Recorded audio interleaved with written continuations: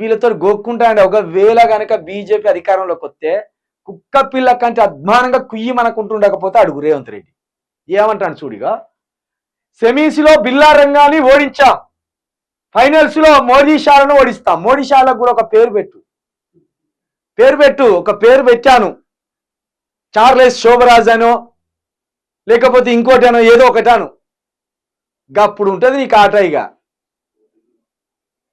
నీ నోటి దూలకు అద్దు లేదు అదుపు లేదు నీకు. ఇక బిర్లా రంగాట ఎవరు?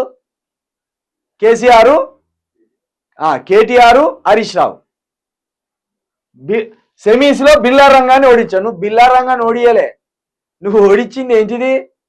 వేరే వేరే వేరే వేరే ఎమ్మెల్యేలను ఓడించినావు. అధికారంలో నుండి వాళ్ళు వైదొలుగు వచ్చు కానీ వాళ్ళ ఎమ్మెల్యేలకు ఉన్నారు, వాళ్ళు ఓడిపోలే. వాళ్ళ పార్టీ అధికారం నుండి దిగిపోయింది గంతే.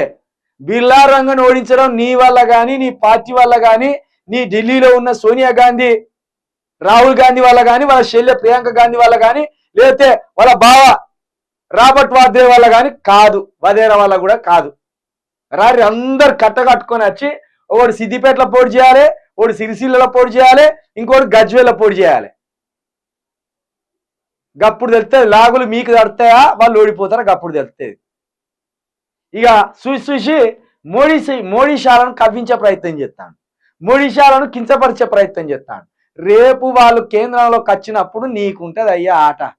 కుయ్యి మనకుంటా పోయి బడే బాయ్ గట్ల రా సాటుకు అని రెండు కాళ్ళ మీద పడే అవకాశం ఉంటుంది.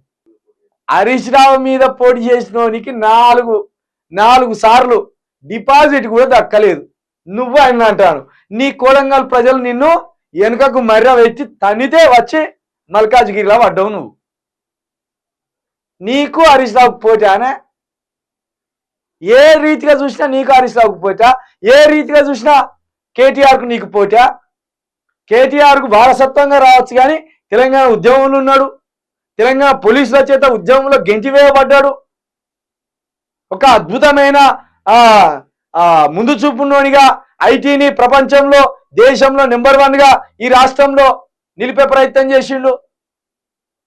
ఏ రకంగా చూసినా నువ్వు అంటున్న పేరు పెట్టి అంటున్నావు కదా బిల్లా రంగాలకు ఏ తీరుగా చూసినా వాళ్ళ చిటిక నీరు మందం కూడా కావే రేవంత్ రెడ్డి.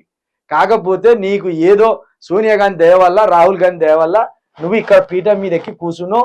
దానికి నేను అప్రిషియేట్ చేస్తున్నావు, నీకు ఆ మేనేజ్మెంట్ స్కిల్ ఉంది. కానీ నువ్వు వాళ్ళతో పోల్చుకోకు, దయచేసి ఎక్కువ ఊహించుకోకు. నువ్వు ఇదంతా చదువు వృధా కూడా ఉంటుంది. నీకు మాత్రం బీజేపీ గెలవగానే ఉంటుంది ఆట.